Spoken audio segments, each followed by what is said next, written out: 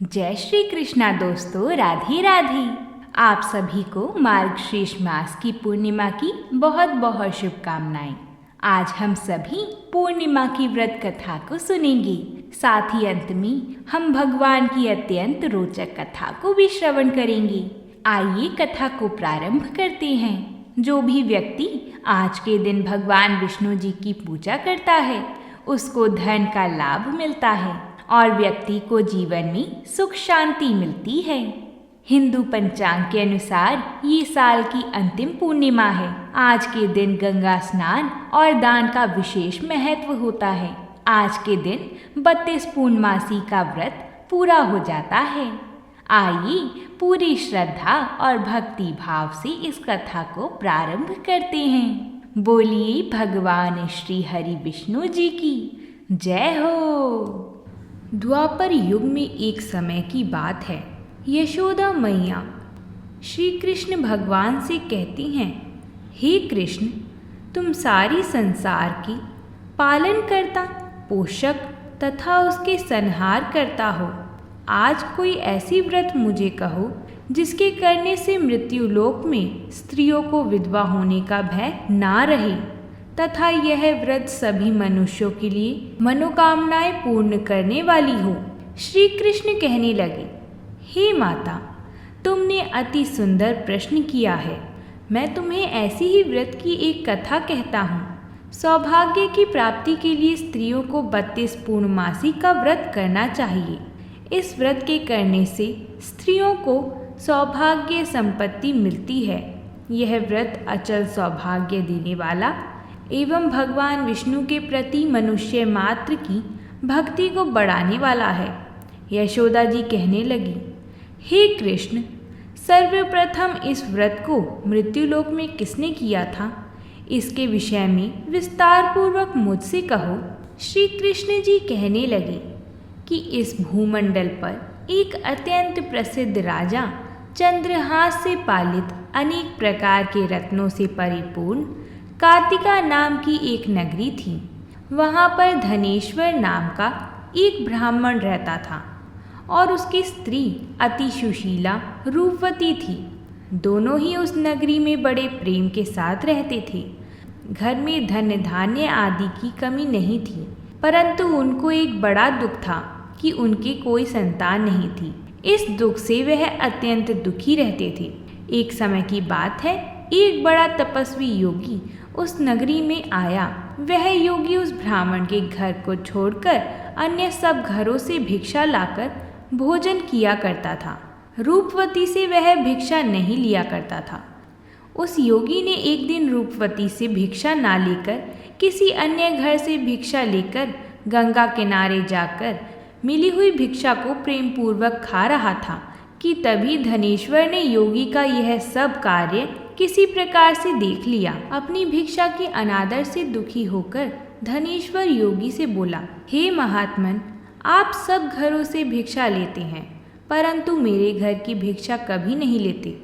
इसका क्या कारण है? योगी ने कहा, हे राजन, निसंतान घर की भिक्षा पतितों के अन्न के तुल्य होता है और जो पतितों का अन्न खाता है वह भी पतित हो जाता है। क्योंकि तुम निसंतान हो, अंततः पतित हो जाने के भय से मैं तुम्हारे घर की भिक्षा नहीं लेता हूँ। धनेश्वर यह बात सुनकर अपने मन में बहुत दुखी हुआ और हाथ जोड़कर योगी के पैरों पर गिर पड़ा तथा आर्तभाव से कहने लगा, हे महाराज, यदि ऐसा है तो आप मुझको पुत्र प्राप्ति का उपाय बताइए। आप सर्वज्ञ हैं, मुझ पर अवश्य ही यह कृपा कीजिए। धन की मेरे घर में कोई कमी नहीं है, परंतु पुत्र ना होने के कारण मैं अत्यंत दुखी हूँ। आप मेरे इस दुख का हरण करें। आप सामर्थ्यवान हैं। यह सुनकर योगी कहने लगे, हे ब्राह्मण, तुम चंडी माता की आराधना करो।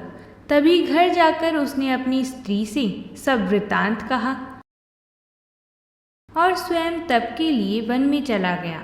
वन में जाकर उसने चंडी की उपासना की और उपवास किया।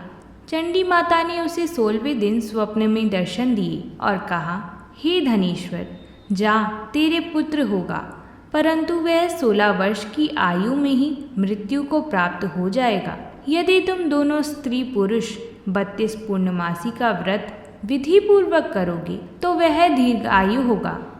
जितनी तुम्हारी सामर्थ्य हो आटे के दिए बनाकर शिव जी का पूजन करना, परंतु पूर्णमासी को 32 हो जाने चाहिए। प्रातः काल होने पर इस स्थान के समीप ही तुम्हें एक आम का वृक्ष दिखाई देगा। उस पर तुम चढ़कर एक फल तोड़कर शीघ्र अपने घर चले जाना। तब शंकर भगवान की कृपा से ही उसको गर्भ हो जाएगा।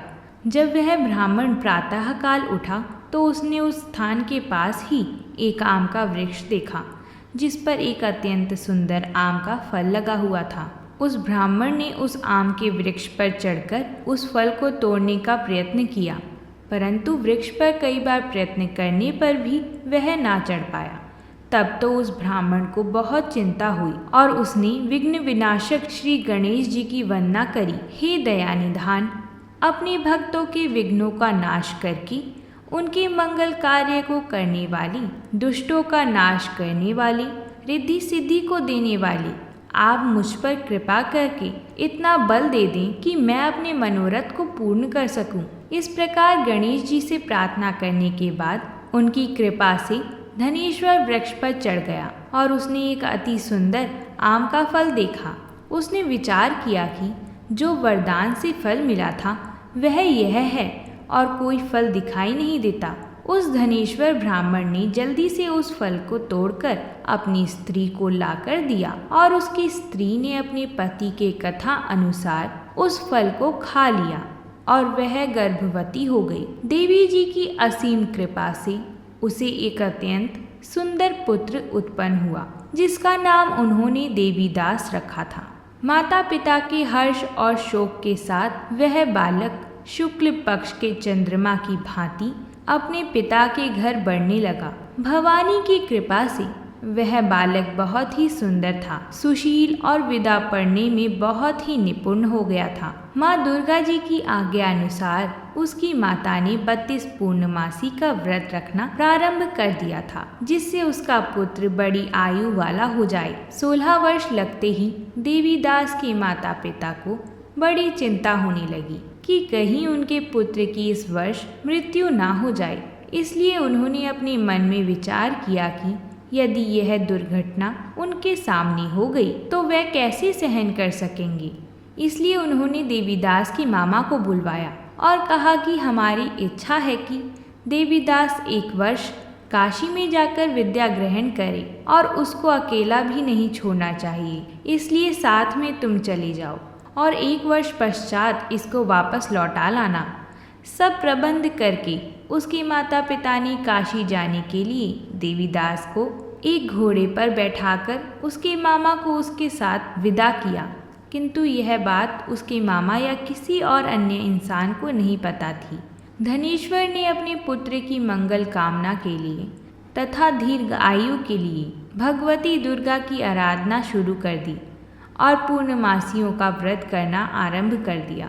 इस प्रकार बराबर 32 पूर्णमासी का व्रत पूरा किया गया। कुछ समय पश्चात एक दिन वह दोनों मामा और भांजा मार्ग में रात्रि बिताने के लिए किसी ग्राम में ठहरे हुए थे। उस दिन उस गांव में एक ब्राह्मण की अत्यंत सुंदर और गुणवती कन्या का विवाह हो रहा था। जिस धर्मशाला के अंदर वर और उसकी बारात ठहरी हुई थी, उसी धर्मशाला में देवीदास और उसके मामा भी ठहरे हुए थे। संयोगवश कन्या को तेल आदि चढ़ाकर मंडप आदि का कृत्य किया गया, परंतु लड़का एक आंख से काड़ा था। वर के पिता ने अपनी चतुराई से परामर्श करके निश्चय किया कि यह देवीदास मेरे पुत्र जैसा ही सुंदर है, मैं इसके साथ ही लगन करा दूं और बाद में विवाह के अन्य कार्य मेरे लड़के के साथ हो जाएं। ऐसा सोचकर देवीदास के मामा से जाकर वह बोला, तुम थोड़ी देर के लिए अपने भांजे को हमें दे दो, जिससे विवाह के लगन का सब कृत्य सुचारू रूप से हो सके। तब उसका मामा कहने लगा कि जो भी वस्तुएं कन्यादान के समय वर को मिले वह सब हमें दे दिया जाएगा, तो मेरा भांजा इस बारात का दूल्हा बन जाएगा। यह बात वर के पिता ने स्वीकार कर ली और उसने अपने भांजे को वर बनाने को भेज दिया। देवीदास के साथ सब विवाह कार्य रात्रि विधि पूर्वक संपन्न हो गए, परंतु पत्नी के साथ वह भोजन ना कर सका और अपने मन में सोचने लगा कि ना जाने ये किसकी स्त्री होगी। वह एकांत में यह बात सोच रहा था कि तभी उसके आंखों में से आंसू आ गए। तब वधू ने पूछा कि क्या बात है जी, आप इतने उदासीन व दुखी क्यों हो रहे हैं। तब उसने सब बातें जो वर के पिता व उसके मामा में हुई थी उसको बतला दी। तब कन्या कहने लगी कि यह ब्रह्म विवाह के विपरीत कैसे हो सकता है। देव, ब्राह्मण और अग्नि के सामने मैंने आपको ही अपना पति बनाया है, इसलिए आप ही मेरे पति हैं। मैं आपकी ही पत्नी रहूंगी, किसी अन्य की कदापि नहीं। तब देवीदास ने कहा, ऐसा मत करिए, क्योंकि मेरी आयु बहुत थोड़ी है। मेरे पश्चात आपकी क्या गति होगी, इन बातों को अच्छी तरह विचार लो। परंतु वधू दृढ़ विचार वाली थी। वह बोली कि जो आपकी गति होगी वही मेरी गति होगी। हे स्वामी, आप उठिए और भोजन करिए, आप निश्चय ही भूखे होंगे। इसके बाद देवीदास और उसकी पत्नी दोनों ने भोजन किया तथा शेष रात्रि वह सोते रहे। प्रातः काल देवीदास ने अपनी पत्नी को 3 नागों से जड़ी हुई एक अंगूठी दी, एक रुमाल दिया और बोला, हे प्रिय, इसे लो और संकेत समझकर स्थिर चित हो जाओ। मेरा मरण और जीवन जानने के लिए एक पुष्प वाटिका बना लो, उसमें सुगंधित वाली एक नव मलिका लगा लो, उसको प्रतिदिन जल से सींचा करो और आनंद के साथ खेला कूदा करो तथा उत्सव मनाओ।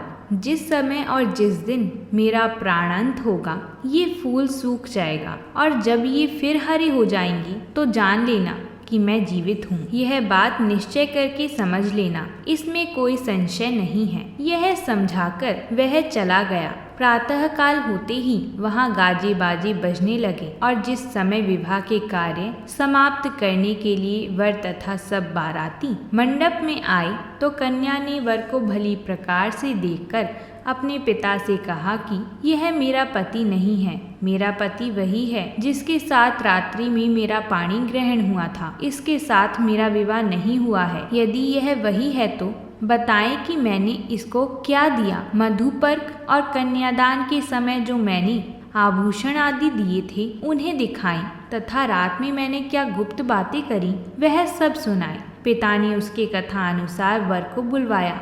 कन्या की यह सब बातें सुनकर वह कहने लगा कि मैं कुछ नहीं जानता।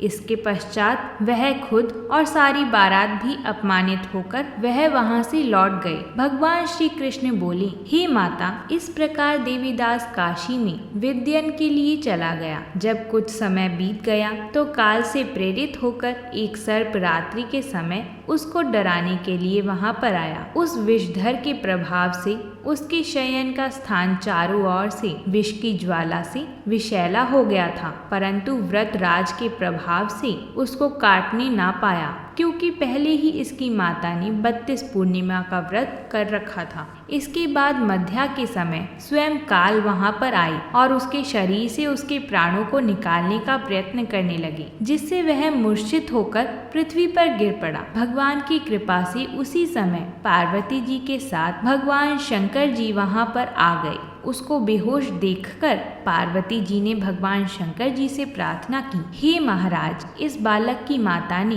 पहले ही 32 पूर्णिमा का व्रत किया था, जिसके प्रभाव से हे भगवान आप इसको प्राणदान दें। माँ भवानी के कहने पर भगवान शंकर जी ने उसको प्राणदान दिया। इस व्रत के प्रभाव से काल को भी पीछे हटना पड़ा और देवीदास स्वस्थ होकर बैठ गया। उधर उसकी स्त्री उसके काल की प्रतीक्षा किया करती थी। जब उसने देखा कि पुष्प वाटिका में पत्र पुष्प कुछ भी नहीं रहे तो उसको अत्यंत आश्चर्य हुआ और जब वह वैसे ही हरे भरे हो गए तो वह जान गई कि वह जीवित हो गए हैं। यह सब देखकर वह बहुत प्रसन्न हुई और अपने पिता से कहने लगी कि पिताजी, मेरे पति जीवित हैं, आप उनको ढूंढिए। जब 16 वर्ष व्यतीत हो गए तो देवीदास भी अपने मामा के साथ काशी से चल दिया। इधर उसके ससुर उसे ढूंढ रहे थे। वह अपने घर से जाने वाले ही थे कि वह दोनों मामा भांजा वहां पर आ गए। उसको आया देखकर उसका ससुर बड़ी प्रसन्नता के साथ अपने घर में ले गया उस समय नगर के निवासी भी वहां इकट्ठे हो गए और सबने निश्चय किया कि अवश्य ही इसी बालक के साथ इस कन्या का विवाह हुआ था। उस बालक ने जब कन्या को देखा तो उसने पहचान लिया, यह तो वही है जो संकेत करके गए थे। उसके पश्चात सभी कहने लगे कि भला हुआ जो यह आ गए। सब नगरवासियों ने आनंद मनाया। कुछ दिन बाद देवीदास अपनी पत्नी और मामा के साथ अपने ससुर के घर से बहुत सा उपहार आदि लेकर अपने घर के लिए प्रस्थान किया। जब वह अपने गांव के निकट आ गया तो कई लोगों ने उसको देखकर उसके माता पिता को पहले ही जाकर खबर दे दी, तुम्हारा पुत्र देवीदास अपनी पत्नी और मामा के साथ आ रहा है। ऐसा समाचार सुनकर पहले तो उन्हें विश्वास नहीं हुआ, किंतु जब और लोगों ने उनकी बातों को समर्थन किया तो उनको बड़ा आश्चर्य हुआ। लेकिन थोड़ी देर में देवीदास ने आकर अपने माता पिता के चरणों में अपना सिर रखकर प्रणाम किया और उसकी पत्नी ने अपने सास ससुर के चरणों को स्पर्श किया तो माता पिता ने अपने पुत्र और पुत्रवधू को अपने हृदय से लगाया। यह सब देखकर दोनों पति पत्नी के आंखों से आंसू आने लगे। अपने पुत्र और पुत्रवधू के आने की खुशी में धनेश्वर ने बड़ा भारी उत्सव किया और ब्राह्मणों को भी बहुत सी दान दक्षिणा देकर प्रसन्न किया। श्री कृष्ण जी कहने लगे कि इस प्रकार धनेश्वर 32 पूर्णिमा के व्रत के प्रभाव से पुत्रवान हो गया। जो भी स्त्री इस व्रत को करती है वह जन्म जन्मांतर में दुख नहीं भोगती और सदैव सौभाग्यवती रहती है। यह व्रत पुत्र पौत्रों को देने वाला तथा संपूर्ण मनोकामनाओं को पूर्ण करने वाला है। 32 पूर्णिमाओं के व्रत करने से व्रती की सब इच्छाएं भगवान शिव जी की कृपा से पूर्ण हो जाती हैं। जय शिव शंकर। अब हम सावित्री की कथा सुनते हैं, जिसने अपने पति की जान बचाने के लिए स्वयं धर्मराज को ही ठग लिया। यह कथा बड़ी ही महत्वपूर्ण है। हर सुहागन स्त्री को इस कथा का श्रवण अवश्य ही करना चाहिए। आइए कथा को प्रारंभ करते हैं। एक कथा के अनुसार मगध देश में एक अश्वपति नाम का राजा राज्य करता था। वह परम प्रतापी था। उन्हें कन्या के रूप में सावित्री जैसी सर्वगुण संपन्न बेटी रूपी धन की प्राप्ति हुई थी। सावित्री बड़ी हुई और विवाह के योग्य हो गई। तब उनके पिता राजा अश्वपति ने उन्हें स्वयं से अपना पति का चुनाव करने को कहा। एक दिन नारद मुनि जी राजा अश्वपति के घर आए। राजा ने नारद जी को सावित्री से कही हुई बात बताई। उसी समय सावित्री भी अपनी पसंद के वर का चुनाव करके लौटी थी। उसने नारद जी को प्रणाम किया। तब नारद जी ने सावित्री से पूछा कि उसने किसको अपने वर के रूप में चुना है, बताओ। सावित्री ने कहा, हे मुनीश्वर, मैंने राजा दयुमत सेन जिनका राज्य पाठ हर लिया गया है, जो कि अंधे हैं और अपनी पत्नी के साथ वनों में भटक रहे हैं, मैं उन्हीं के इकलौते पुत्र सत्यवान से विवाह करना चाहती हूँ। मैं उन्हें ही अपने पति के रूप में वरण करना चाहती हूँ। नारद जी ने अपने दिव्य ज्ञान से सत्यवान और सावित्री के ग्रहों को समझकर उनके भविष्य का पता लगा लिया था। यह समझकर राजा से नारद मुनि जी ने कहा, हे राजन, तुम्हारी कन्या ने एक बहुत ही योग्य वर का चयन किया है। सत्यवान, गुणी और धर्म कर्म करने वाला व्यक्ति है। वह सावित्री के लिए योग्य है, पर एक बहुत भारी संकट है कि उसके जीवन की आयु कम है। 1 वर्ष के बाद ही उसकी मृत्यु निश्चित है। नारद जी के वचन सुनकर राजा ने अपनी पुत्री से किसी और वर का चुनाव करने को कहा। सावित्री ने कहा, पिताश्री, आर्य कन्याएं अपने जीवन काल में एक बार ही पति का चुनाव करती हैं। मैंने भी सत्यवान को अपने पति के रूप में मान लिया है। अब फिर यह अल्प आयु हो या दीर्घ आयु, इससे कोई फर्क नहीं पड़ता। अब मैं किसी अन्य पुरुष को अपने मन में स्थान नहीं दे सकती हूँ। राजा एक ही बार आज्ञा देता है। आर्य कन्याएं एक ही बार अपने वर का चयन करती हैं। पंडित एक ही बार प्रतिज्ञा धारण करते हैं। कन्यादान भी एक ही बार होता है। अब जो चाहे हो जाए, मेरे पति सत्यवान ही होंगे। सावित्री के ऐसे कठोर वचन सुनकर राजा ने उसका विवाह सत्यवान से कर दिया। सावित्री ने नारद जी से सत्यवान की मृत्यु का समय पता कर लिया था। वह भी वन में रहकर अपनी सास ससुर की सेवा करने लगी। जैसे जैसे समय बीतता गया, नारद जी की कही बातें सावित्री को और ज्यादा परेशान करने लगी। नारद जी के कहे अनुसार जब सत्यवान के जीवन के अंतिम 3 दिवस ही बचे थे, तभी से सावित्री अपने पति के जीवन की वृद्धि के लिए व्रत करने लगी थी। नारद जी द्वारा दिए गए सुझाव के अनुसार वह पितरों का पूजन करने लगी। हर रोज की तरह उस दिन भी जब सत्यवान लकड़ी काटने चला तो अपनी सास ससुर से आज्ञा लेकर वह भी वन में चली गई। सत्यवान वन में पहुंचकर लकड़ियां काटने लगा। उसी समय उसके सर में दर्द होने लगा। वह उसी समय पेड़ से नीचे उतरकर तड़पने लगा। यह देखकर सावित्री का हृदय भी जोर से कांपने लगा था।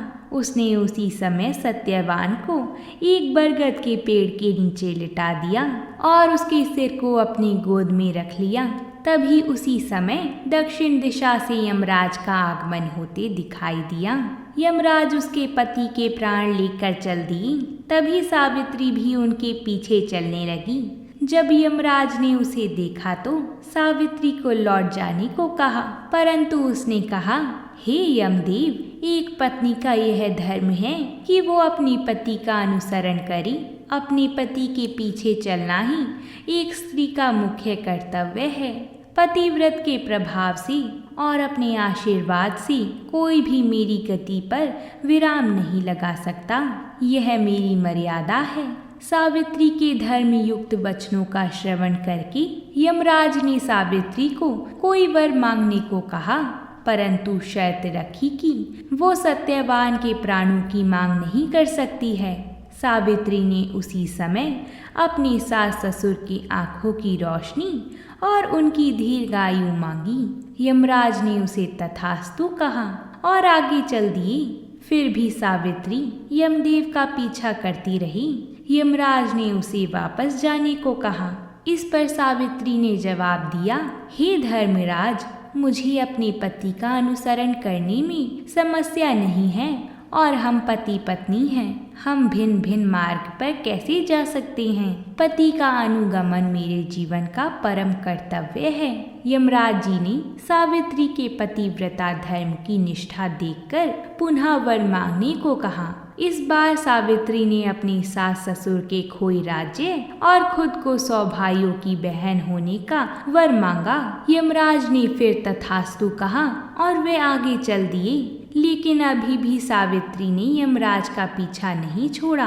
यह देखकर यमराज जी ने फिर से उसे लौटने का आग्रह किया, पर वह अपने वचनों पर अड़िग रही। तब धर्मराज जी ने कहा, हे देवी, क्या तुम्हारे मन में अभी भी कोई कामना है तो बताओ, आप जो मांगेंगी आपको वही मिलेगा।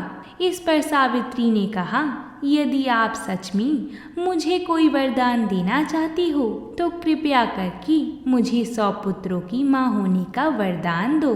यमराज जी ने उसे तथास्तु कहा और फिर आगे प्रस्थान करने लगे। यमराज जी ने जाते जाते फिर पीछे मुड़कर देखा तो सावित्री अभी भी उनके पीछे आ रही थी। यह देखकर यमदेव ने सावित्री से कहा, हे देवी, अब हमारे मार्ग में बाधा मत डालो। मैं तुम्हें तुम्हारी इच्छा के अनुकूल वर दे चुका हूँ। अब भी तुम हमारा पीछा क्यों कर रही हो? सावित्री ने कहा, हे यमदेव, आपने अभी मुझे 100 पुत्रों की माँ होने का वरदान दिया है, पर आप ही बताइए, मैं अपने पति के बिना संतान को जन्म कैसे दे सकती हूँ? मुझे अपना पति पुनः वापस मिलना चाहिए, तभी आपके वरदान की सार्थकता होगी। सावित्री के पतिव्रता, धर्मनिष्ठा और शक्तिपूर्ण वचनों को सुनकर यमदेव ने सत्यवान के प्राण को मुक्त कर दिया और सावित्री को आशीर्वाद देकर अपने लोक को चल दिए। इधर सावित्री सत्यवान के पास पहुंची और जिस बरगद के पेड़ के नीचे सावित्री ने सत्यवान को लिटा रखा था, उस पेड़ को प्रणाम करके उसने बरगद के वृक्ष की परिक्रमा आरंभ की। जैसे ही सावित्री ने परिक्रमा पूर्ण की, सत्यवान के मृत शरीर में प्राण आ गए। सावित्री ने सत्यवान को पूरी बात बताई। दोनों खुशी खुशी घर लौट आए। सत्यवान के माता पिता की आंखों की रोशनी वापस आ गई। दयुमतसेन को फिर से अपना राज्य और राज सिंहासन मिल गया। उधर सावित्री के पिता को 100 पुत्रों का सौभाग्य मिला और सावित्री 100 भाइयों की बहन बनी। वहीं सावित्री को भी 100 पुत्रों की प्राप्ति हुई। इस तरह से सावित्री ने अपने कुल और पितृकुल दोनों का कल्याण किया और इस तरह सावित्री के इस पतिव्रता धर्म के पालन की प्रशंसा सभी दिशाओं में फैलने लगी। इस कथा को जो कोई भी व्रत में पढ़ता है या सुनता है एवं हुंकार भरता है, उसके घर में हमेशा सुख शांति बनी रहती है। पति को दीर्घायु की प्राप्ति होती है। बोलिए भगवान विष्णु की जय। अगर आप सभी को ये कथा अच्छी लगी हो तो वीडियो को लाइक और इसे ज़्यादा से ज़्यादा शेयर ज़रूर करिएगा। तो प्रेम से बोलिए जय श्री हरि।